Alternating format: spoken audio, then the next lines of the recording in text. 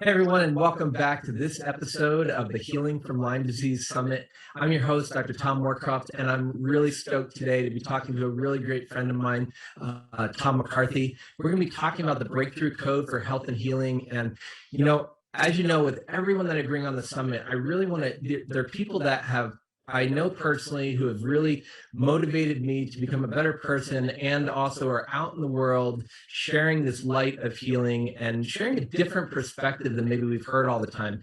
And Tom is a really interesting guy, and I'm going to have him tell you all about himself and where he came from. And so, Tom, welcome to the summit, and thanks for being here. Yeah, good to be with you, Tom. And you're one of my favorite people, so this is fun spending some time with you.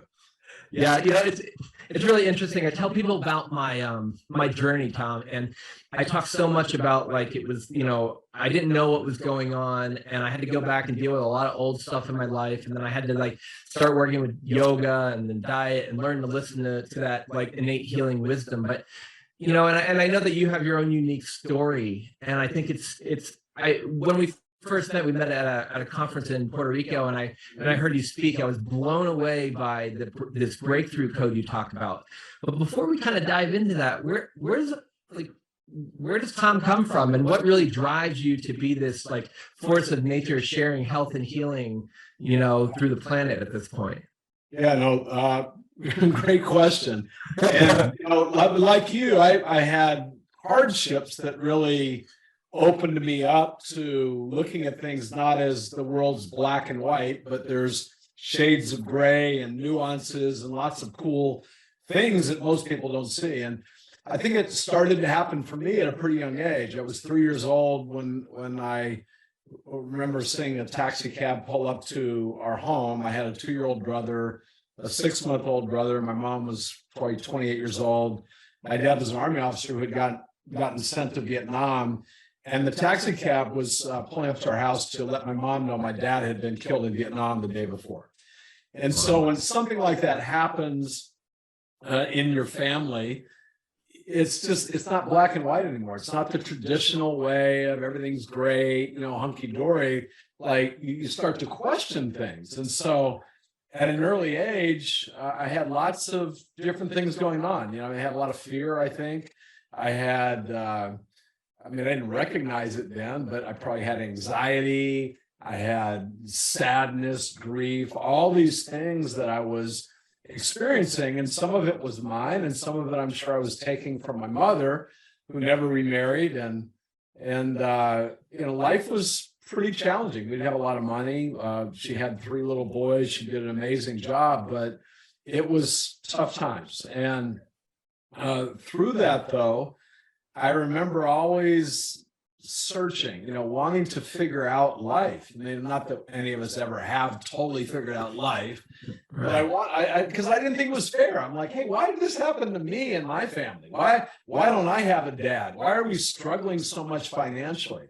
And I began searching. And so I think not in my younger years, but later on, probably in my teenage years, I was reading books that most teenagers weren't reading. I was reading, some people may not recognize these books, but books by Wayne Dyer. I remember reading, your Erroneous Zones, Dennis Waitley's Seeds of Greatness. Those are a couple of the first books I read. It was like, okay, wait, you can decide your destiny. It's not just written in stone and you've got this crappy life.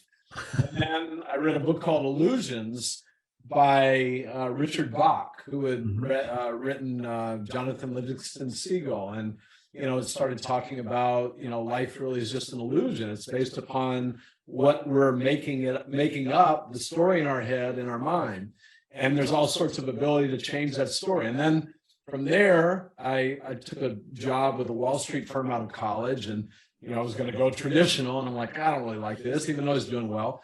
And I moved out here to California to help run Tony Robbins' company. And there again, reinforced, like you get to choose how you think and feel. Mm-hmm. And the quality of your choices of how you think and feel, which will dictate the quality of your actions, can all of a sudden create a whole new set of results that you can achieve. So that's kind of my story in a nutshell. And I've been doing this for a long time. And the breakthrough code really just came from me trying to quantify, like, how do you shift reality? if you don't like what's going on right now, how do you shift it?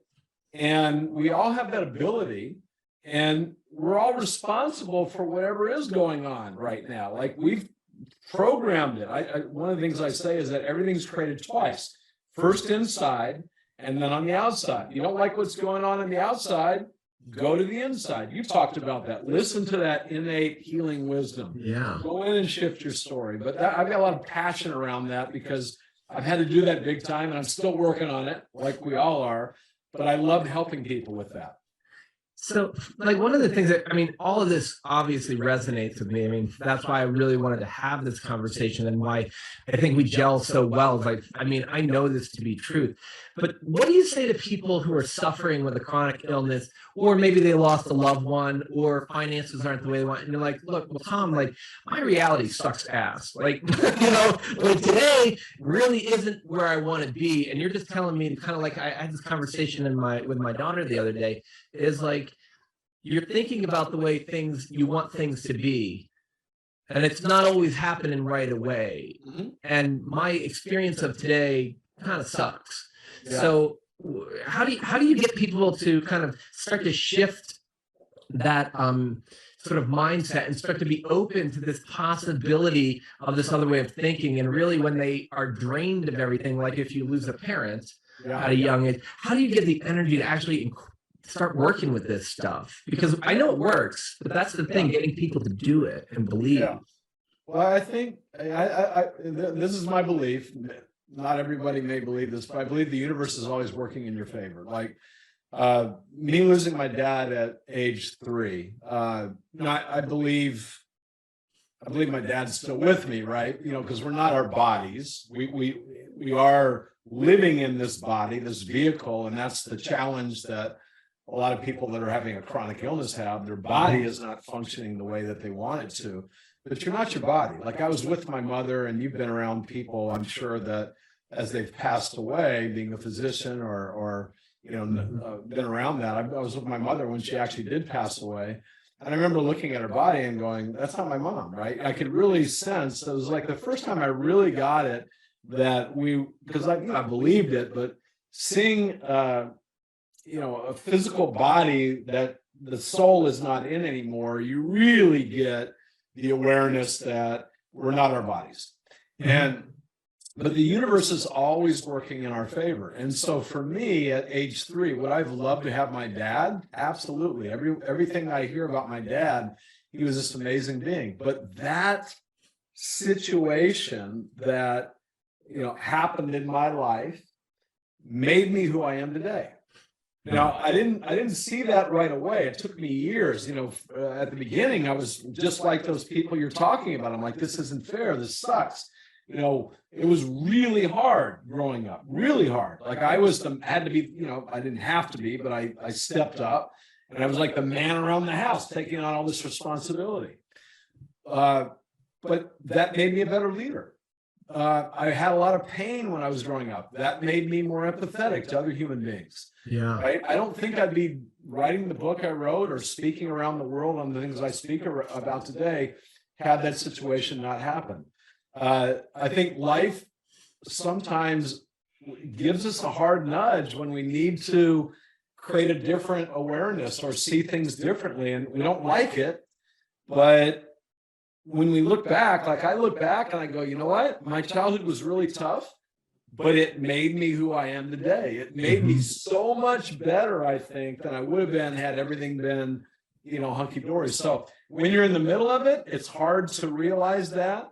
But I've gotten to the point now where when I'm experiencing challenges and difficulties, I'm going, all right, let's dig in, baby. There's something good happening here. And I'm trying to figure out, like, what is it I need to learn, or how can I grow from it? And that takes me out of being a victim into being someone who's taking responsibility for learning and growing through it, knowing that the universe would not give me something that would not ultimately be helpful for me, even an illness. Like I had, chronic fatigue in 2015. That shifted me so much. And that's part of the reason why I'm doing my summit, the Global Energy Healing Summit, and even on here with you, because it really, everything I learned through that just made me so much more aware of the ability we have to take control over our health and our wellness and our happiness and our healing. Yeah, I mean, it's so much. It sounds like it's the awareness, and then just the being open to the possibility that this stuff actually, that we are that powerful. Yeah. Well, I mean, my belief, I'm very, spiritual. I believe, we were created by a creator, and so we are part of not his, her, whatever, but part of that creation. And so we came from that. We are creators. We're here to create, and not just, but I think the average person, what they do is they wake up every morning and basically whatever they think is supposed to happen, they just conform to. One of my quotes that I have in the book is average conforms to reality. Greatness creates a whole new reality. It's about shifting reality. And when you look at most people, when they get Lyme or they whatever disease, right? What do? They go to the internet, they look up, okay, what are all the symptoms of Lyme? What happens with most people that have Lyme? And so they're just buying into the average. And when they accept that as truth, because oh my gosh, it's on the internet, right? This is what happens. Then they just buy into that, and they live these lives that make it much tougher for them to heal or experience goodness in their life. I remember somebody telling me when I had chronic fatigue that, most people never get rid of this. They have the rest of their life. I go, I'm not going to, don't talk to me about that, right? I'm not buying into that. Right? Yeah. Well, it's interesting because it's such a reflection. Like for me, when I was sick, I remember very clearly the exact moment. Well, it's funny because I tell this story so many different times, but when I first was sick acutely with Lyme, my boss found me staring at a computer screen, drooling on myself, right? And then like 6 years later, the same exact kind of thing. I'm in the apartment and I'm staring at a blank wall, but I go, I'm going down this path, and that's where everybody else is going. And that ain't the one I want to go down. And I was like, I have this possibility of this future. I know I don't want this one, and I hate average because average to me is like boring. So I was like, I'm just going to go for that. Even if I fail, who cares? Because it's way better than the story that everybody else is telling me. And this is the cool part. And I love to think about a little bit about coincidence in the work you do. But because to me, it was like the second I chose that possibility, someone handed me a DVD that changed my life and put me in this seat, being able to talk to people like yourself and being able to motivate others. So, I mean, when you're in this situation and we want to apply sort of this, because I really I love the breakthrough code, and I want to dive into the pieces because I think this is really, it's so simple for people. But this coincidence thing, I mean, how's that is that a thing in your world? I mean, yeah, I don't think they're coincidences though. I think they're things that we're creating. Like, listen, if you wouldn't have had Lyme, you wouldn't, the world would have been cheated of a preeminent Lyme expert, right?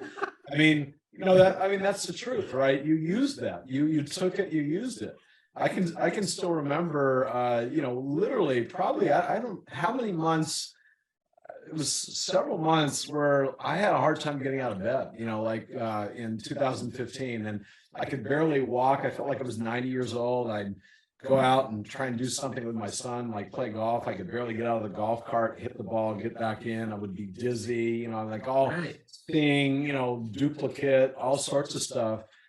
But I had one time, I can remember one time where I had one day where I was really depressed. And, depression for me was just, I couldn't feel anything. It was like scared the shit out of me, right?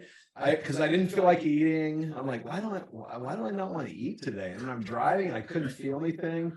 I was like, holy crap, this is really scary. Like this, but I had one day of that. And pretty much every other day, even though I was feeling really crappy, I was totally inflamed, like every gland, and I was coughing all the time. My lungs felt inflamed. And then the thing that pissed me off was I would go into I remember I went to my doctor, he's a holistic guy, but I said, hey, my lungs are so inflamed in my throat and sinuses, and I said, I want to go see an ENT. And he goes, I think it's just emotional inflammation. And so I go to ENT, and they stuck a scope down there and pissed me off. He said, You got about the cleanest sinuses I've seen all day. God dang, right? No one could figure out what it was. And I was just so sick and so tired. And, because my amygdala was like stimulated and I was in fight or flight the whole time. So even though I'd be in bed 12, 13 hours, I would wake up totally exhausted. But I'd be in bed and I'd be watching, videos on, motivational or whatever. I'm learning, I'm reading new books, I just use that time to become a better me. And I remember my daughter or someone would come in the room and they would, because they were worried about me. They go, how you doing? And I'd go, great. And that's what I always said, yeah. And they'd look and go, you're doing great. I go, yeah. So because here's the thing, Tom, that I've seen. People impact on results. So if you want to become, healthy and strong and vibrant, right? There's certain things. So we'll start to the left. There's certain things that you're going to do in a day that have low or no impact on that, right? Mm-hmm. And then there's certain things as we go farther to the right in a 4 box, right, that will have big impact on you becoming like just whether it's line free or healthy and happy and vibrant, right? So you can measure that. Now, the other axis we measure likability. There's certain things, let's say on the bottom here, going from bottom to top, there's certain things you're going to do in a day that you don't like. And then there's certain things that you're going to do in a day that you do like.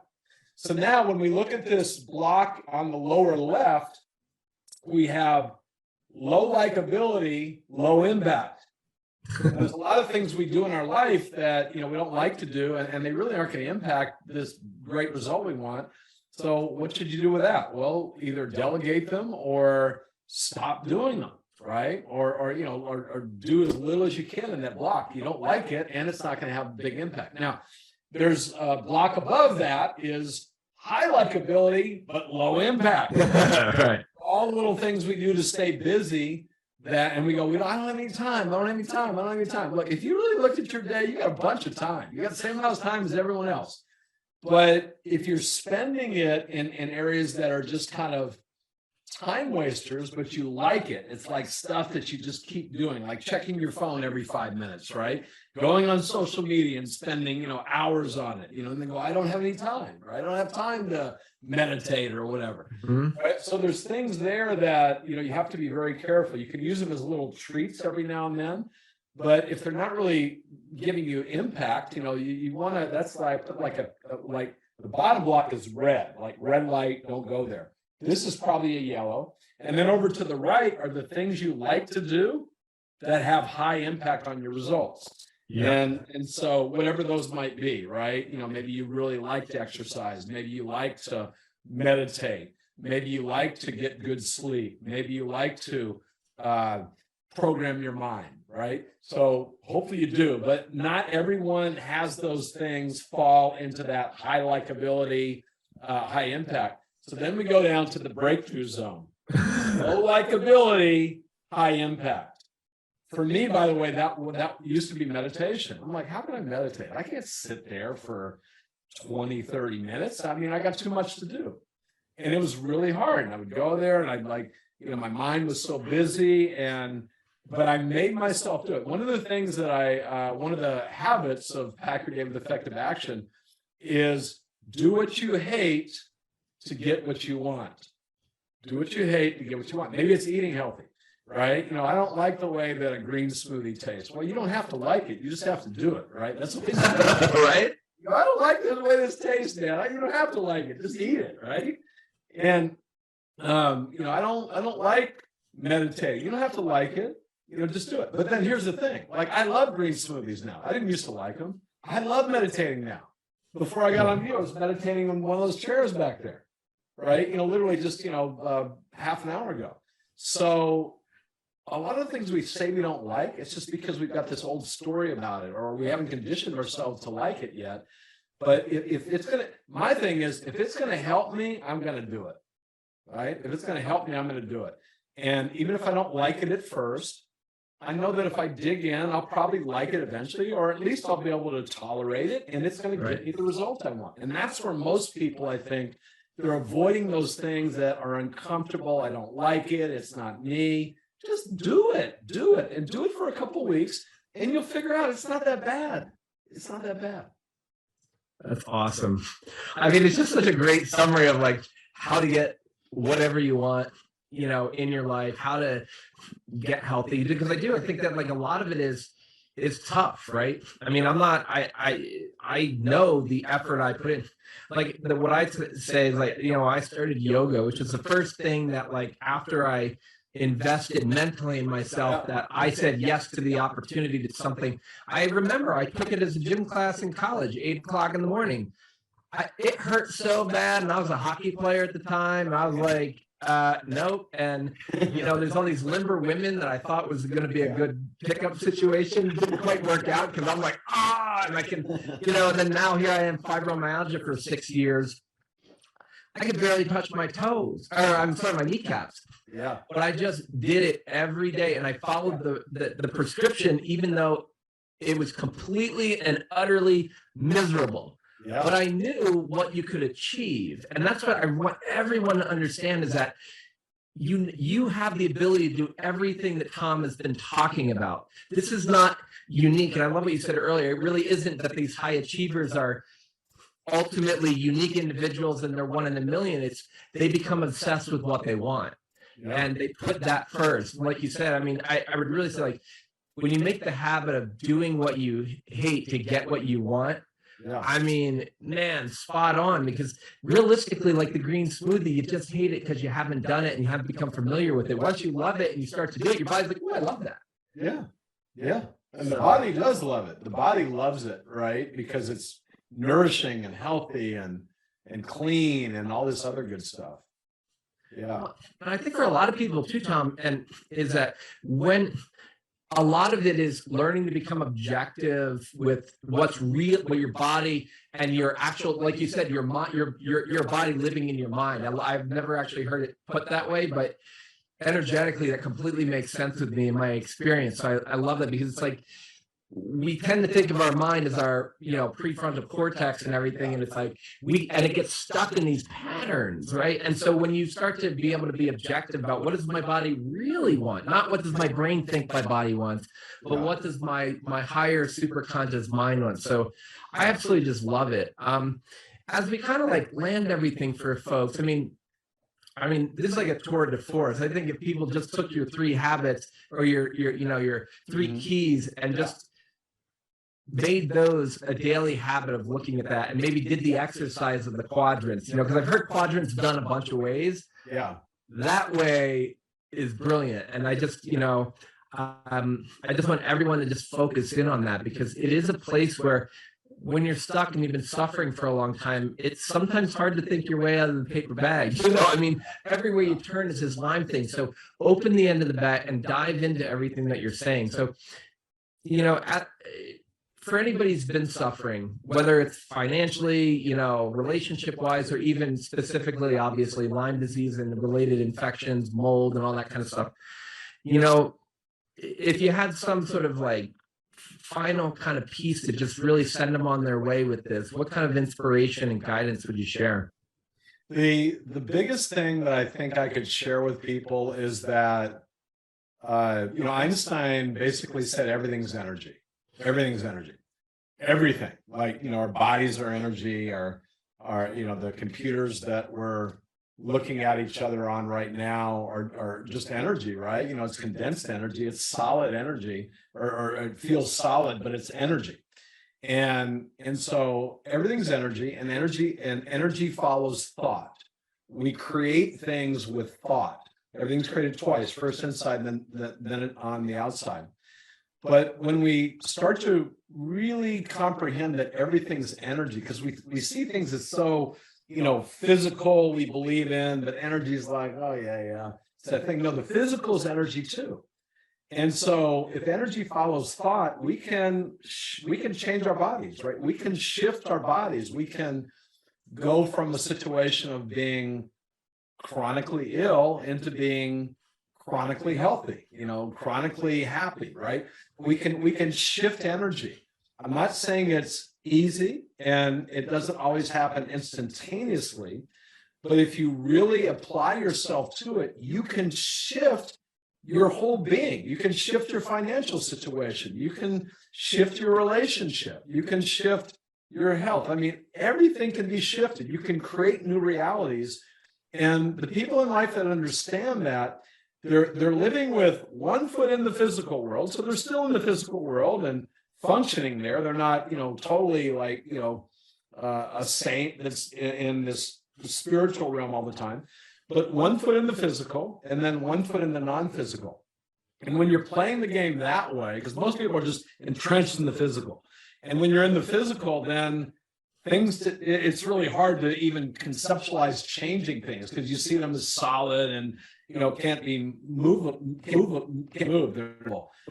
You have one foot in the non-physical, you understand that anything can be shifted, anything can be changed, anything can be transformed. And I just want people to believe that. We get so caught up in the physical, we forget that, but that is our essence. We are creators. We created the illness, and I'm not trying to put blame on anybody, but if you don't want to be a victim, then just say, look, I'm responsible for this, right? I'm co-responsible for this. If you want to say, I'm co-responsible for whatever situation I'm facing. And when you say I'm responsible for it, now all of a sudden you've got the ability to shift it, to change it. When you're a victim, I've got Lyme, this sucks, it's not fair, what did I do to deserve this? Like that kind of talk should never be in your vocabulary. What can I learn from this? How can I get better from this? How can I use this to become a better version of myself? That should be the kind of stuff you're asking yourself. Who can I find that has already gone through this? See, that's what I do too.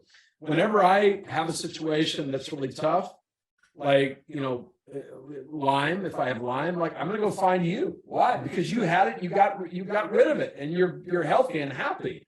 I go find people that have done, maybe they're only the 1%, but they've figured out how to do it. And so you're the perfect person to host this summit for everybody coming in, because you've done it, you've been there, you've got through it, and now you know the recipe that everyone else can use to do that too. Yeah, I really appreciate that, Tom, and that's, I think, one of the gifts for me is like I've had an experience that at the time I was like, oh my God, like I remember when I first started talking, I was like, I lost for 13 years of my life was start to finish this whole thing, but I always stopped myself and I never was like, oh, I lost 13 years. Because like I gained so much. Now, would I have liked that previous story to be different? Yeah. But guess what? I have a whole brand new story I can write each and every day. And that's really what's empowering. So I really appreciate you sharing it in such a, one of my goals in life is to become precise and concise. I get pretty precise, but as you know, I'm not always the concisest person. But I think it's just boiled down. So guys, I mean, the breakthrough code really is, key number one is focus on less, then obsess. We've got number two is to upgrade your story, to upgrade your life. And number three, obviously, is pack that day full of effective action. And Tom, I mean, it's just like, as we were talking, all these greats of mental science and personal development that I've studied with, no one says it that clearly. So I think that I'm so glad and honored that you're here, because this is so crystal clear and a very effective pathway for people, who are suffering, because a lot of times it's too complicated to apply all this mumbo jumbo we talked about. So simplicity is brilliant. So thank you. And for anybody who's interested in learning more about what you do, how can they connect with you, and what projects are you working on that might be motivational for our posse here, our tribe? Yeah, thank you. So a couple things. Actually, one thing I just wanted, when I pack your day with effective action does not mean massive action. It doesn't mean like go grind it out and that type thing. It's really important. Effort times effectiveness equals results. So if you're laying in bed and you've got no energy, what can you do? You can meditate. You can listen to one of Dr. Tom's meditations, right? That's effective action. You're not up there running around or doing anything. But even when I was in bed, I was finding ways to learn and grow, and I didn't have much energy, but I was still working, doing effective action. And it just made me feel better. It gave me hope. So just wanted to clarify that, because a lot of people say massive action. That's not what I'm after. A lot of effective action is getting enough sleep, right? Meditating, eating the right foods, things that really don't take a lot of effort, but they're really effective actions. They're recuperative, restorative actions. And then to follow me on Instagram, I'm at the Tom McCarthy. And I have the V because someone else had Tom McCarthy, not because I think I'm so great, but at the Tom McCarthy. And I've got little videos up on how to get rid of things in your mind. The book is in Amazon, and it's been a bestseller. Actually still doing really, really well. It's been out a few months, but doing really well. So the breakthrough code. I did see there's another breakthrough code that came out, but mine has, mine's written by Tom McCarthy, not the other person. It's kind of an orange reddish cover. And then you can also go to thebreakthroughcode.com, and there's some videos on there that talk about the breakthrough code and some of the endorsements. Cool. I mean, just such brilliant stuff, Tom. And so just again, thank you from the bottom of my heart for being here and sharing all this amazing wisdom with our audience. Because like I said, this is exactly the thing that got me better, and clearly it got you better. And that's really why I wanted to share your story, share your brilliance and your compassion and love for paying it forward to everyone. So thank you. Yeah, thank you, Tom. Always great being with you. Yeah. And so everybody, again, thanks for joining us for this episode of the Healing from Lyme Disease Summit. Really take this stuff to heart. I mean, we're bringing the folks to this summit who resonate with me, who resonate with this healing and health and empowering you to get better. And really, we're at this point where we can believe that old story, or we could create a brand new story for ourselves. And I think Tom McCarthy did an amazing job sharing that with us today. And I can't wait to see you guys in our next episode of the summit. Until then, lots of love and be well.